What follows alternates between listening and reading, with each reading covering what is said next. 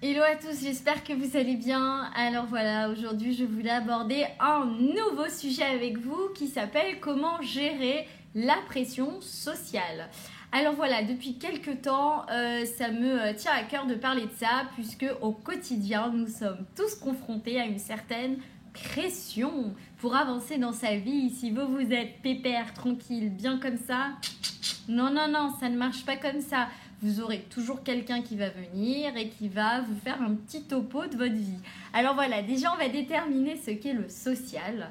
Alors le social, ça va pas être les amis et ça va pas être la famille. Le social, ça va être juste des personnes que l'on croise au quotidien ou pas au quotidien, mais des gens qui n'ont pas forcément, qu'on n'a pas forcément de sentiments pour eux. C'est juste des personnes, par politesse, on discute avec eux, comme par exemple la concierge, la maîtresse. Ça peut être la caissière, ça peut être des gens comme ça qu'on rencontre, le facteur, j'en sais rien. Des gens qui sont complètement de l'extérieur et qui vont vous faire une petite remarque qui va être vachement intrusive. La personne aussi, n'oublions pas, la personne que vous croisez à la synagogue. Alors celle-là, elle est très importante parce que là encore, il y a plusieurs catégories de personnes. Il y en a qui sont là à scruter vos ventres entre 20 et 45 ans pour savoir si vous êtes enceinte ou pas. Il y en a, si vous êtes célibataire, ils vont vous dire « Bah alors, qu'est-ce que t'as ? Bah alors, t'as un petit copain ? Bah alors, t'es toute seule ? Bah alors, comment ça se fait que t'es célibataire à ton âge ?» Donc voilà. Parfois, le matin, on se lève, on est de bonne humeur, on passe une bonne journée, et puis paf, on tombe sur quelqu'un qui nous dit « Bah alors, petit quatrième, ça vous dit pas un petit quatrième enfant ?» Ou alors si vous avez deux filles, on va vous dire « Bah alors c'est quand le petit garçon ?» Comme si que c'était vous qui choisissez n'importe quoi. À moins d'aller en Grèce et de faire des petites choses, mais en vrai c'est Dieu qui décide de tout. Quand vous avez les deux filles, on va vous dire ah c'est pas les petits garçons » et vice versa et le contraire. Donc comment faire pour gérer cette chose que l'on sent en nous qui va nous saouler, mais plus qu'on en a ras-le-bol, alors même on va dire putain elle m'a saoulé celle-là, à chaque fois que je passe, il faut qu'elle me fasse une réflexion sur ma situation, sur mes gosses, sur mes trucs. Vraiment, je supporte plus. Même quand par exemple un enfant il fait une crise par terre, on est dans un magasin, vous dites non parce que c'est le énième truc que l'enfant réclame, et là vous allez voir tous les regards sur vous. Ah mais pourquoi il pleure, il faut le calmer, blablabla. Alors voilà, toute cette pression nous mine, franchement, et ça joue vraiment sur notre humeur, alors que ce sont des personnes que l'on ne reverra quasiment jamais, c'est dans un magasin, ou alors si c'est notre concierge, notre facteur, on n'en a rien à faire. Alors pourquoi toutes ces personnes ont une influence sur nous, sur notre humeur? Alors déjà, il faut savoir, alors les religieux vont vous dire, les gens très pratiquants vont vous dire, ça c'est peut-être parce que Hachem il a voulu faire passer un message, alors cette personne ce n'est que le kéli du message. Mais on va faire les choses beaucoup plus simples. En fait, effectivement, il y a des gens sur notre route qui sont là en fait pour discuter. En fait, on ne se rend pas compte, mais il y a des gens, ils n'ont pas grand-chose dans leur vie et vous leur apportez une petite attraction. Vous ne voyez pas les choses comme eux, ils les voient. Eux, ils pensent justement de ce côté très intrusif de rentrer dans votre intimité. Alors, tu viens de te marier, c'est pour quand le bébé? Ça peut mettre une pression et eux ne s'en rendent pas compte. Et vous peut-être, voilà, on ne se met pas à leur place de se dire mais pourquoi elle me dit ça? Et en fait, cette personne, elle est très curieuse parce que sa vie n'est pas très remplie. Donc, vous avez deux solutions. La première solution, c'est l'humour. L'humour, quand voilà, vous dit bah alors, quand est-ce que ça vient? Quand ça vient, je vous promets, vous serez la première au courant. Vous dites une petite blague, un truc qui détend tout le monde en fait. Et quand vous avez aussi une autre option de dire bon en fait je suis bien comme ça.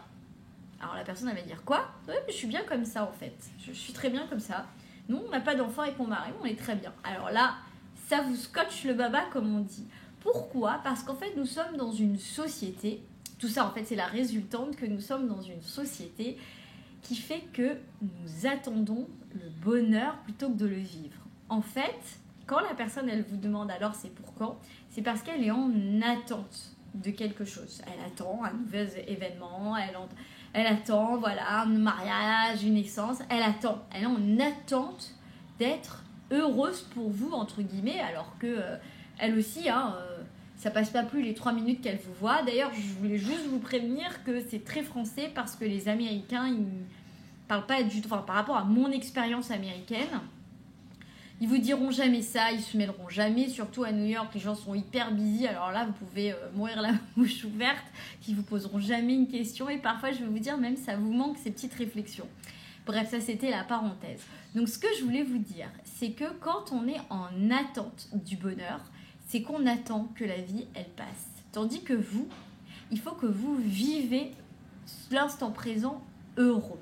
Ça veut dire que si vous êtes célibataire et que vous dites que vous êtes heureuse d'être célibataire, bon, même si des fois c'est pas marrant, eh bien soyez heureuse d'être célibataire. Pour le moment, j'ai pas trouvé mon mazal, mais je sais que ça va venir. Je sais que HM, il va pas me laisser comme ça. Si vous avez un enfant, facile à dire, mais pas facile à faire, effectivement. Mais c'est juste par rapport à la pression sociale. La pression sociale est là pour, en fait, nous secouer de l'intérieur sans qu'on ait rien demandé. Si vous allez dans votre famille et que votre maman, elle vous en parle, ou votre belle-mère, bon, ok, ça peut être un peu désagréable, mais je veux dire, c'est votre famille. C'est un peu normal de parler des projets, de parler de ce que vous comptez faire, de parler de son petit copain, d'un projet de bébé ou pas. Mais en fait, ce qu'il faudrait arriver, c'est que nous-mêmes, nous soyons convaincus qu'au lieu d'attendre un heureux événement, nous sommes tout simplement heureux d'être. Voilà.